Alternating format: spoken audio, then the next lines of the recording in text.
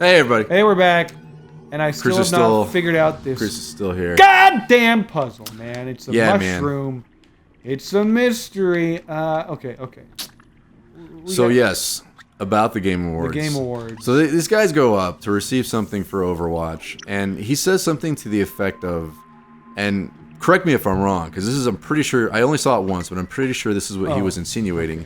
He was like, listen, we all get like different sources of inspiration, like from different heroes in our lives, and for instance, and then he starts listing off characters in the actual game as their sources for inspiration. Like, our own characters, our own fictitious characters we came up with is what inspired us to, like, do this. I'm like, wait, what are you talking about? Like, I'm pretty sure that's what he said. That doesn't make sense. Right. It's backwards. It just seemed really like we did something amazing that's worth, like, changing the way we live our own lives. Like, it was the weirdest thing. Right. And then he was thanking people. And then he says this is for sure. I remember he says this. He's like, I just want to thank everybody. I want to thank the people right now who are not watching the game show because they're right now playing the next, season, whatever installment of Overwatch. But like, so he starts turning into like a promotion for the next installment. Season 3 just started. Yeah, whatever it's called. Wow. Yeah. So he's like, I'm gonna plug in games while I'm receiving a Game Award. Wow. And then the last thing is when they're actually receiving Game of the Year. The guy's like, Overwatch isn't really about, it's more than just a game. It's about, like, heroism and diversity and, blah, blah, blah. Like, all these things that are just like, dude, like, it's a fucking video game, man. Like, you shoot people. You just shoot people and have fun. You have a giant monkey that has a force field, man. How is that diversity? It's so fucking racist. How is that How is that even diverse? Like, I see. Dude, they got chicks in there, man, and not all of them have hourglass figures. Right. Zarya, dude, she's a big buff Russian chick. I guess, They're breaking down borders. Have you played the game? I've heard it's good. Oh, I play it way too much. Oh, dude. so it's a good game. It is unbelievable. So that it's lame to let that go to your head. Right. But it is an incredible game. I always had the impression, and I haven't played it, so I'm not gonna judge whether or not it's a good game. I love Team Fortress. Then you will. Just from a design level, just a superficial level, it always felt like it feels like the game is the ultimate. How do I say? I don't want to say it's pandering, but like there's like a character type for every type of person out there, versus like having more of a distinct identity that most games have, which means like it felt very calculated and good for them. Like it worked. They made probably more money than anybody in the world, but there's something about the production design that makes me think like, wow, they were really trying to get all the colors of the rainbow, and paint with them, so to speak. And I don't know. Or even all the colors of the wind. All the colors of the wind. You can paint with all the... Dude, when Pocahontas came out, I got so mad, dude. Why'd you get mad? Freaking Indians. No, I'm kidding. That is not even funny to joke about. No, because... For one, Chris, it's Native Americans. Native Americans. Right? Dude, you know what, man? It's crazy to think that, like, white people came to America and basically just took over. That's crazy. Europeans tend to do that. Yeah. To be That's a completely... crazy thought, man. Yeah. That would suck.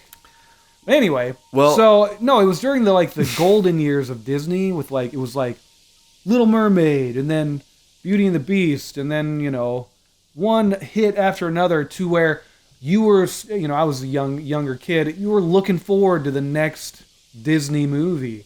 And then it was freaking Pocahontas. It was like, come on. Oh, so just it was a lame Disney movie. I was all excited for the next one, Right. It's freaking Pocahontas. No, I agree. Who gives a shit about that story? Not because she's Indian. Right. That's not why, Rob. That's right. Or because she's Mel not Gibson even Indian, is Chris. in it.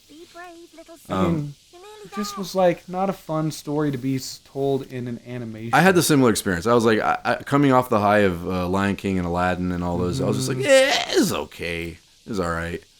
I wasn't super into it. The tree was cool because it was CG. That was when I was like, you're looking for the big CG. Oh, we got a new season, man. Oh, man. You're looking for the big CG scene in the Disney movie, with Aladdin. It's like the carpet ride. Also the lion head or the tiger head coming out of the sand. Totally. That was really cool. Dude, that was That blew my mind. Dude, holy moly. Yeah. Those were the days, man. Yeah. All right, we're back to the beginning. Oh, I think we can finally go. Oh, right.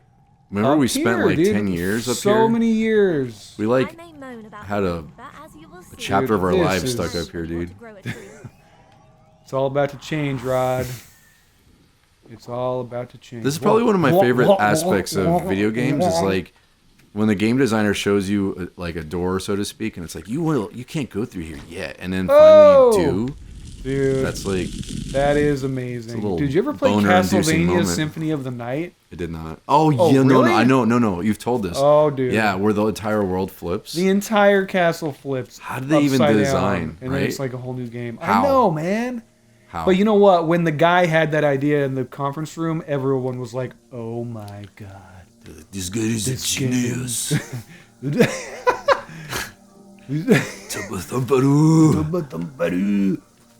Turn it upside down.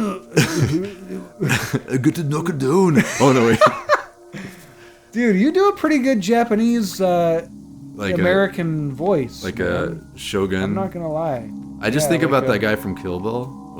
Kill Bill? Cowbell? From Cowbell? Cowbell with that girl. Have you guys ever seen Cowbell? Cowbell? What about Cowbell 2? The one with the girl with where he's talking to the sushi chef, you know. Oh yeah. He's got that way of talking. Yeah. So it's so cool. You say arigato like we say arigato. Yeah, that's a great scene. Dude, that's a great movie, man. Yeah. Every 7 minutes they say there's a lull in the conversation. Is that statistically how it's supposed to work? And that just happened to us. Well, we were both watching the little sprout penis thing. We were mesmerized. There's no doubt. Wah! So Chris, you have another. No, wait. You don't have another kid. I thought you had another kid. Boom, dude! I am kicking this game's ass. I don't have another kid. Thank the Lord. I was talking to a friend yesterday who just had another kid. Oh, really? And you're like one of the few guys that I know that are like around my age, then they hate their children and they're having children. So I kind of had a little cognitive dissonance. I assumed you also had a kid, but that's all right, man. Yes. I did meet your kid though. He's really cool, dude. He's cool, it looks like he's doing Tai Chi all the time. Like everything. He's like in a constant state of Tai Chi because he's very methodic and he just kind of gracefully moves his arms as he's kind of figuring things out. He's very careful about touching things and like, dude, it's so weird, man. How a kid, like through no action of mine, he just decided that cars were the shit.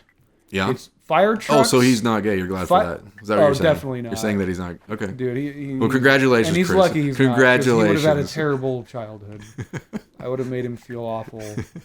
No. Uh-huh. Dude, he just like freaking cars and fire trucks and trains are his life. He might be that's all he cares about. He might be engineer type because I knew a kid who was really into trains, another one who was into airplanes, and both of them, ended up being mechanical engineers. I would like that, man. Like, I don't know where he would get that from because I am so like creatively minded. Right. I'm so bad. Because you're such a genius creatively. No, that's not what I'm. I get it, Chris. I get it. Creative. I get it. I'm such an auteur, that it's like, what's he gonna do?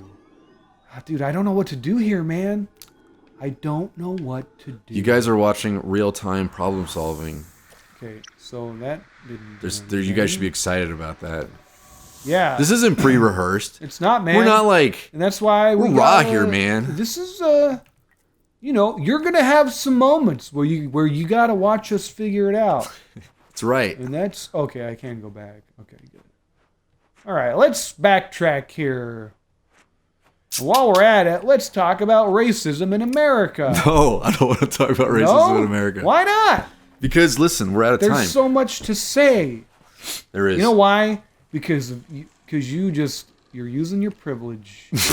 my Mexican privilege. Your privilege makes you not need to talk about racism. Man, that was like the last. Listen, that was like the last 2 years of the internet was fucking everyone talking about racism. Like, listen.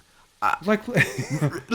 We figured it out. Okay, fine. Okay, guys? no. Now I'm gonna get into it. Now I'm gonna get into it. Plus, I think you got problem solving. Make that thing squirt a thing, and then we get through. Rod. Okay, all right. Wait. All right. On the next episode of TNGG, we're gonna get fucking racist. All right. Hang tight.